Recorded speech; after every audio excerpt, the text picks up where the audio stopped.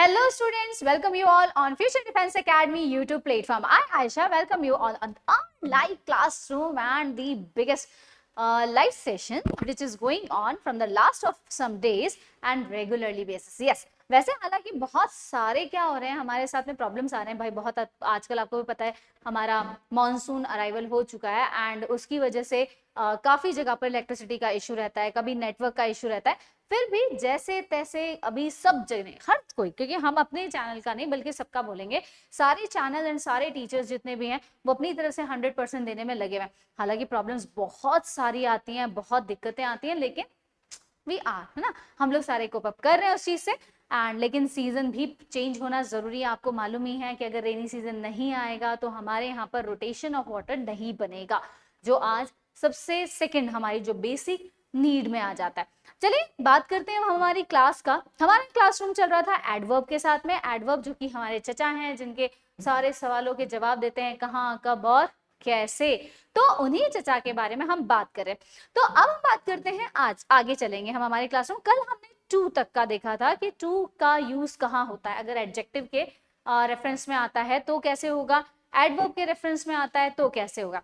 आज हम बात करने वाले हैं हमारे नेक्स्ट टॉपिक की। नेक्स्ट टॉपिक में जो हमारा एडवर्ब है वो है सो। देखिए सो का जो यूज होता है वो वेरी की जगह पर कभी नहीं होता। कभी भी आप सो को वेरी की जगह पर नहीं कह सकते। जैसे आपने बोला आई एम वेरी हैप्पी, तो आप नहीं बोल सकते आई एम सो हैप्पी। नहीं, आई एम वेरी हैप्पी की जगह सो हैप्पी नहीं आता। सो के बाद हमेशा उसका एक कंजक्शन होता है जो साथ में, उसका पेयर होता है जो साथ में आता है, वो है दैट। ओके, दैट जो होता है। और टू के बाद हमेशा किसका यूज होता है, TO2 का। I am so happy incorrect है, I am very happy correct है। लेकिन अगर आप अपने खुश होने का रीजन बता रहे हैं साथ साथ में, तो फिर क्या होगा, तो ये होगा I am so happy that I am unable to control my feelings, कि मैं इतना ज्यादा खुश हूं कि मैं अपनी फीलिंग्स को, अपने इमोशंस को कंट्रोल ही नहीं कर पा रहा। यानी इतनी खुशी है, खुशी का ठिकाना नहीं है हमारे, तो उसके लिए हम इसका इस्तेमाल करते हैं। तो बस इतना सा ध्यान रखना। अब जैसे she is too tired to walk, तो अब यहां पर हमने क्या देखा, इसने कहा ना कि टू के बाद टू का यूज होना चाहिए, तो ये हमारा टू और टू आ गया और यहाँ पर सो के साथ दैट आ गया। तो यहाँ पर हमने एक छोटे से एग्जाम्पल से डिफरेंस समझ लिया कि टू की जगह वेरी और सो की जगह वेरी का इस्तेमाल नहीं होता है। चलिए, इनफ, इनफ का मतलब होता है आवश्यकता के अनुसार काफी है, हद में। तो इनफ इज इनफ, है ना, डायलॉग सुना होगा, इनफ इज इनफ। तो इसका मतलब क्या होता है, इनफ एक एडजेक्टिव भी है और एडवर्ब भी है, दोनों का रोल प्ले करता है। दोनों ही के लिए यूज आ सकता है। इनफ जब एडवर्ब में काम करता है तो इसका यूज उस एडजेक्टिव के बाद होता है जिसके लिए हम उसको यूज करें। और अगर एडजेक्टिव में आ रहा है तो ऑब्वियसली बात है नाउन से पहले आएगा, क्योंकि हमने हमेशा बोला एडजेक्टिव हमेशा नाउन से पहले आता है। लेकिन अगर वो एडवर्ब के तौर पे आ रहा है इनफ, तो वो उस एडजेक्टिव के आगे आएगा जिसके लिए हम उसकी खासियत बता रहे हैं। फॉर एग्जाम्पल, इसका यूज नाउन से पहले हो तो एडजेक्टिव या एडवर्ब दोनों के तुरंत बाद लग जाता है। जैसे she is wise enough to understand your intention, यानी कि वो इतनी समझदार है कि तुम्हारे इंटेंशंस को क्या कर सकती है, समझ सकती है। वहीं पर he has enough money to buy this car, यानी उसके पास इतना पैसा है कि वो क्या कर सकता है, कार खरीद सकता है। तो अब देखिए यहाँ पर क्या है, शी इज वाइज इनफ। अगर ये किसकी आ रहा है, खासियत एडजेक्टिव और इसके आ रहा है, और ये इनफ और मनी तो यहाँ पर नाउन से पहले, तो यहाँ पर क्या हो गया, ये इसका सही इस्तेमाल हो गया। एक जगह पर एडवर्ब और एक जगह पर एडजेक्टिव। इनफ से पहले हमेशा एडजेक्टिव या एडवर्ब के पॉजिटिव डिग्री का यूज होता है। बस हमेशा ध्यान रखें पॉजिटिव डिग्री आएगी, कभी भी कंपैरेटिव या सुपरलेटिव डिग्री का नहीं आएगा। देखिए he is faster enough to defeat you, तो यहां पर क्या होगा, ही इज क्या आ जाएगा, फास्टर के बदले यहां पर फास्ट आएगा। He is fast enough to defeat you. He is bravest enough to be selected for, he is brave enough to be selected for. तो हमेशा ध्यान रखना है कि जब भी इनफ का इस्तेमाल हो और उससे पहले अगर हम डिग्री एडजेक्टिव की या एडवर्ब की कोई भी डिग्री यूज करें तो हमेशा पॉजिटिव आनी चाहिए। कभी भी कौन सी डिग्री नहीं आती है बाबा, कौन सी डिग्री नहीं आती, ना ही सुपरलेटिव डिग्री आती है और ना ही कंपैरेटिव डिग्री आती है। वेरी गुड, चलिए आगे चलते हैं। यानी पॉजिटिव डिग्री प्लस में इनफ। येट, येट का इस्तेमाल हमेशा होता है अब तक, जब हम बोलते हैं ना अब तक नहीं आया, ही हैजंट कम येट, यानी वो अब तक नहीं पहुंचा है, अब तक आया नहीं है। बोलने के समय तक, यानी जब तक मैं उसको बोल रही हूँ तब तक उसने वो काम नहीं किया है। तो अप टू द मोमेंट और टाइम ऑफ स्पीकिंग के लिए होता है। ये हमेशा ध्यान रखें, दो ही तरह के सेंटेंसेस में यूज होगा, या तो ये आएगा इंटेरोगेटिव में और या फिर आता है ये नेगेटिव में। इसके अलावा इसका इस्तेमाल पॉजिटिव सेंटेंसेस में नहीं होता है। अगर हम आगे बात करें तो वर्ब प्लस में ऑब्जेक्ट के बाद भी होता है। जैसे येट का यूज प्रेजेंट परफेक्ट में नेगेटिव सेंटेंस में होता है, ना कि पास्ट टेंस में। देखिए the postman did not come yet, तो यहाँ पर हमने क्या बोला, नेगेटिव में होगा, लेकिन नेगेटिव में भी इसने बताया है परफेक्ट टेंस में इस्तेमाल किया जाएगा। The postman has not come yet, didn't the postman come yet, तो hasn't the postman come yet. तो यानी कि उसने नेगेटिव में बोला, लेकिन नेगेटिव के लिए भी सिलेक्टेड टेंस है वो है परफेक्ट टेंस। प्रेजेंट का जो परफेक्ट टेंस होता है उसमें ही इसका इस्तेमाल किया जाता है येट का, अदरवाइज नहीं होता। और वैसे येट का इस्तेमाल उसने क्या बोला, इंटेरोगेटिव के लिए भी बता दिया और इसके लिए भी बता दिया। चलिए आगे चलते हैं नेक्स्ट। अब हम बात करेंगे कुछ रूल्स की। बोलते बोलते हमारी क्या होती है, सांस ऊपर नीचे हो जाती है जब हम बहुत फास्ट करते हैं। चलिए सम रूल्स की बात करते हैं। रूल नंबर 1, एल्स के बाद बट का यूज करें। जैसे एल्स के बाद हमेशा बट का आता है, रैदर, अदर और अदरवाइज के बाद THAN देन का यूज होता है। I would rather die than back, यानी या तो मैं मरना पसंद करूंगा भीख मारने, तो रैदर के साथ में हमेशा उसका कंजक्शन THAN देन होता है। It is nothing else than sheer foolishness, अब यहाँ पर क्या है, it is nothing else than sheer, तो एल्स के साथ किसका आना चाहिए, बट का यूज आना चाहिए। Rahul had no other alternative but to work, but की जगह क्या आएगा, देन आएगा।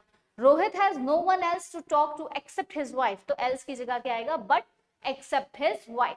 तो यहाँ पर आपको ध्यान रखना है कि हमेशा एल्स के साथ बट का पेयरिंग बनता है, और अगर रैदर, अदर और अदरवाइज यानी कंपैरेटिव डिग्री वाले वर्ड्स आ रहे हैं तो उनके साथ हमेशा THAN देन वाला ही कंजक्शन यूज किया जाता है। तो आई थिंक यहाँ तक सबको क्लियर है कि कैसे इसको इस्तेमाल करना है।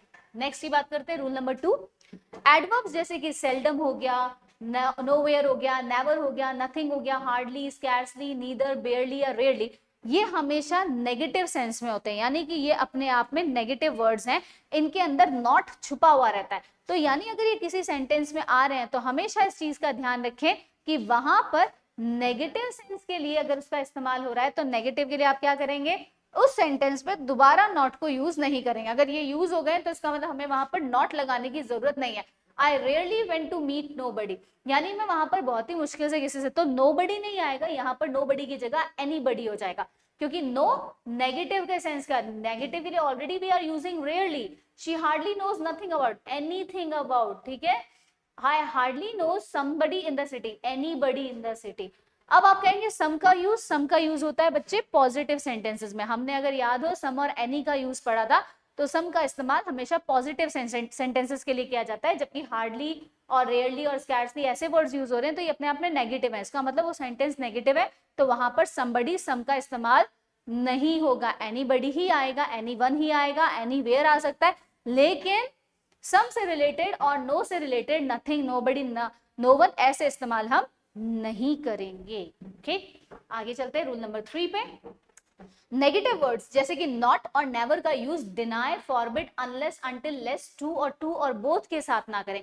यानी अगर मान लीजिए कहीं पर डिनाई लिखा आ रहा है, फॉरबिड लिखा आ रहा है सेंटेंस में, अनलेस आ रहा है, अनटिल आ रहा है, लेस आ रहा है, टू आ रहा है और बोथ आ रहा है, तो इनके साथ नहीं आता। क्यों? क्योंकि ऑलरेडी इसमें से बता देते हैं, डिनाई का मतलब नेगेटिव है, फॉरबिड का मतलब भी नेगेटिव है, अनलेस और अनटिल भी नेगेटिव सेंस में आते हैं, लेस भी नेगेटिव में आता है, टू से टू तक नेगेटिव, और बोथ दो जनों के लिए हम नेगेटिव यूज नहीं करते, वहां पर यूज होता है नीदर का इस्तेमाल। ठीक है, तो जैसे she denied that she had not done anything, तो she denied that she had done anything. ठीक है ना, both of us are not going, both of us नहीं आएगा, नीदर ऑफ अस होगा, बोथ ऑफ अस नहीं आता है, या बोथ आर, क्योंकि बोथ पॉजिटिव सेंस में आता है, ये भी एक सच्चाई है।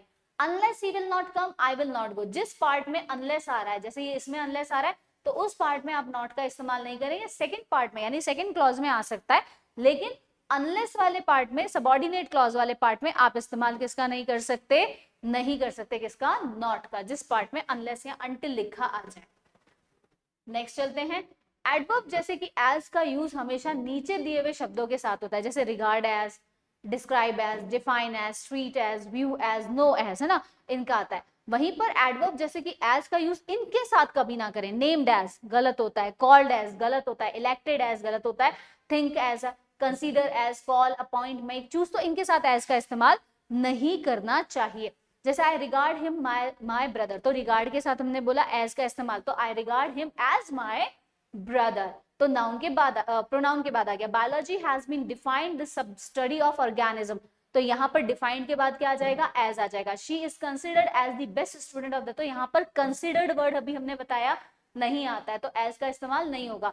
The teacher called him as stupid, नहीं, the teacher called him stupid. The principal appointed him as lecturer, the principal appointed him lecturer. And he thinks her as a fool, तो यहाँ पर ही थिंक्स हर अ फूल। तो ये हमारा क्या बन गया, कंप्लीट एक पता लग गया कि भाई इन चीजों के साथ में एज को लगाना है और इन चीजों के साथ में एज को नहीं लगाना है। आगे चलते हैं नेक्स्ट पे, रूल नंबर 5 देखते हैं। अगर सेंटेंस में एडवर्ब के बाद अगर कोई हेल्पिंग वर्ब का यूज हो रहा है तो फिर सब्जेक्ट का होगा, यानी सीक्वेंस चेंज हो जाता है। यानी अगर सेंटेंस की स्टार्टिंग ही हम किससे कर रहे हैं, एडवर्ब से कर रहे हैं, ठीक है ना, तो वहां पर ये आ गया आपका एडवर्ब, प्लस में फिर आपकी क्या आती है, हेल्पिंग वर्ब, और फिर आपका आता है सब्जेक्ट। जैसे कि seldom he comes to Delhi, तो गलत है, सेल्डम डज ही कम हो जाएगा, क्योंकि कम्स में से एस निकलेगा, डज आएगा, come he to Delhi. Never I will go there, never shall I go there, ठीक है। No sooner she reach the station then the train left, या आपके जो क्वेश्चन आता है RIMC में डू एज डायरेक्टेड में कि स्टार्ट करके लिखो नो सूनर से, या फिर इसको कन्वर्ट करो कॉम्प्लेक्स से इसमें चेंज करो, तो वो ध्यान रखिए नो सूनर वाला जब भी आ जाए तो नो सूनर के बाद में यहाँ पर वर्ब कैसी है हमारी, सेकेंड फॉर्म आ रही है, तो सेकेंड फॉर्म का हेल्पिंग वर्ब क्या होता है, डिड होता है, तो डिड शी रीच, अब यहाँ रीच हो जाएगा क्योंकि यहाँ पर डिड आ गया, तो वर्ब की first form the station then the train left हो गया।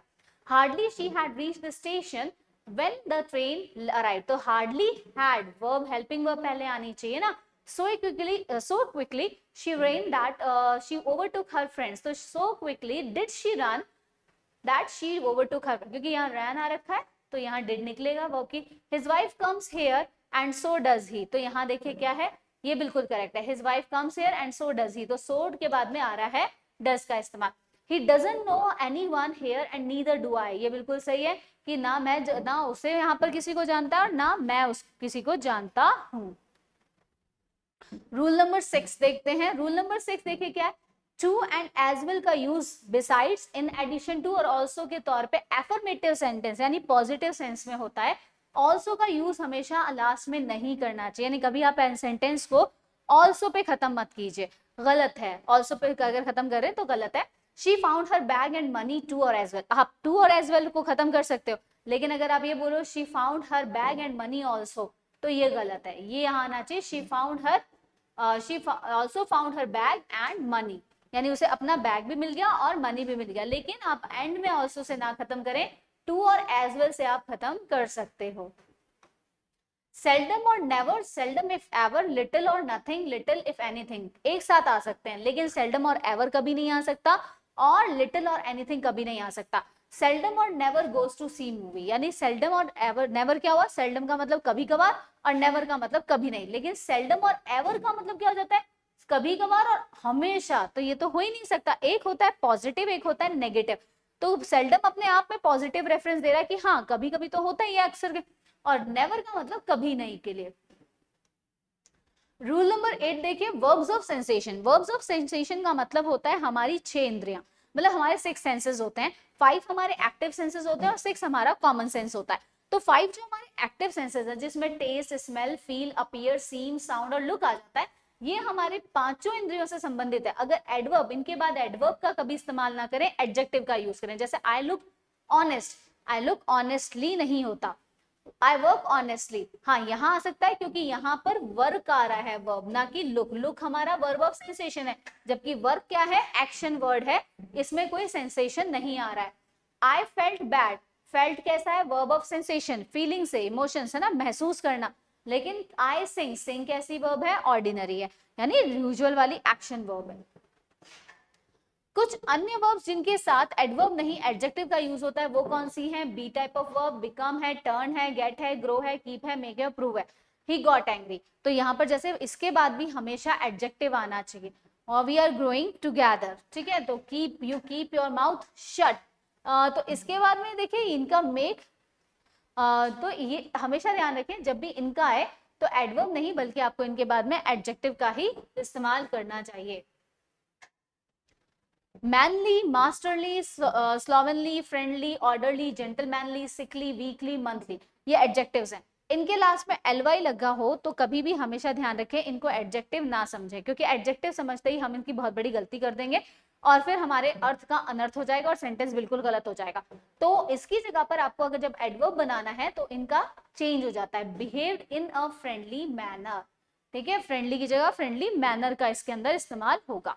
तो आई थिंक यहाँ तक आपको क्लियर है कि क्या ये बोलना चाह रहा है।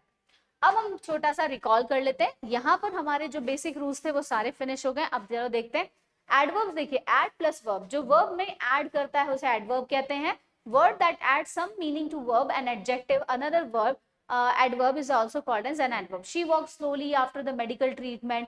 तो ये जो वर्ड स्लोली है इसके अंदर आ रहा है, करेक्टली वर्ड आ रहा है, प्रॉपरली वर्ड आ रहा है, इजीली आ रहा है, बिटरली आ रहा है और हार्ड आ रहा है। ये किसके सेंस में आ रहे हैं? एडवर्ब के सेंस में आ रहे हैं। अब देखिए, हमने पढ़े थे एडवर्ब्स के टाइप्स, जल्दी से छोटा सा रिकॉल कर रहे हैं। Adverb of place, adverb of frequency, adverb of reason, adverb of duration, relative adverb, adverb of affirmation and negation, adverb of time, manner, degree, quantity और एक्सटेंट और असर्शन। अब हमारे पास में यहाँ पर देखिए दूसरे जो आए हैं, एक एडवर्ब ऑफ ड्यूरेशन आ गया, एक हमारे पास असर्शन वाला आ गया है ना, एक एक्सटेंट, क्वांटिटी, तो ये वही हो गया। तो ये दो हमें देखने, बाकी हमने देखे हुए हैं। एडवर्ब ऑफ प्लेस का मतलब जो हमें इंडिकेट करता है WHER यानी वेयर का आंसर देता है ना, उसको हम एडवर्ब ऑफ प्लेस बोलते हैं। हेयर, देयर, ये सारे वर्ड्स हम यूज कर रहे हैं। वहीं पर एडवर्ब ऑफ टाइम जो हमें समय के बारे में बताता है, जैसे नेवर हो गया, ऑलरेडी हो गया या नाउ हो गया, ऐसे वर्ड्स आ जाएं। इसी तरीके से एडवर्ब ऑफ फ्रीक्वेंसी जो हम समय के, नेवर हो गया, ओकेजनली, रेयरली, सेल्डम, ऑफन, ऐसे वर्ड्स हो गए। एडवर्ब ऑफ मैनर तरीका बता रहा है, करेक्टली, नीटली, जो उसका मैनर हो गया, ये सारे आ जाएंगे, केयरफुली। एडवर्ब ऑफ रीजन में हमने बोला था हम वर्ड को ज्वाइन कर रहे हैं, बिकॉज है, सो है, ऐसे वर्ड्स आ रहे हैं, देयरफॉर है, ये रीजन बताने के लिए। एडवर्ब ऑफ क्वांटिटी या डिग्री, उसका एक्सट्रीमली, टू, वेरी, ऐसे वर्ड्स को यूज किया जा रहा है। एडवर्ब ऑफ ड्यूरेशन जो बता रहा है, she has studied for 2 hours, यानी जहां पर हम सिंस और फॉर का इस्तेमाल करते हैं वो हमारा एडवर्ब ऑफ ड्यूरेशन हो गया। शॉर्टकट है, ज्यादा हार्ड नहीं है।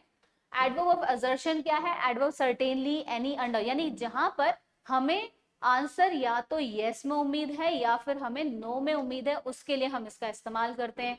नेक्स्ट हम बात करते हैं रिलेटिव एडवर्ब, जिन WH वर्ड्स को हम क्वेश्चन नहीं बल्कि सेंटेंस के बीच में ज्वाइनिंग की तरह इस्तेमाल करते हैं, वो हमारे क्या कहलाते हैं? Adverb of relative adverb. और एडवर्ब ऑफ एफर्मेशन और नेगेशन, यस, नो, नॉट और नेवर, इनका जो इस्तेमाल होता है वो एफर्मेशन और नेगेशन के लिए होता है। सो स्टूडेंट्स, हमने एक छोटा सा लेकिन बहुत ही प्यारा सा सेशन देखा एडवर्ब का, और आज हमारा यहाँ पर एडवर्ब का फिनिश हो चुका है। कल हम स्टार्ट करेंगे हमारे न्यू टॉपिक को, और हो सकता है कल हम लोग एक कुछ नया करेंगे। कल हम करने वाले हैं PYQ सेक्शन। यस, अब से हमारा संडे को इंग्लिश का PYQ सेक्शन रहेगा। सैनिक स्कूल, RMS, RIMC, इन सब के एक एक पेपर्स को हम हर संडे को क्या करेंगे? यूज करेंगे और उनसे हम डिस्कशन करेंगे, एंड प्लस में हम उन चीजों को क्या करेंगे? देखेंगे। तो कल हम सॉल्व करने वाले हैं पेपर को। तो चलिए कल मिलते हैं हम लोग। Till then thank you so much, और प्लीज अगर क्लास अच्छी लगी हो तो एक छोटा सा कमेंट जरूर करें, लाइक जरूर करें, शेयर कीजिए एंड चैनल को सब्सक्राइब करवाइए। Thank you so much and जय हिंद, जय भारत।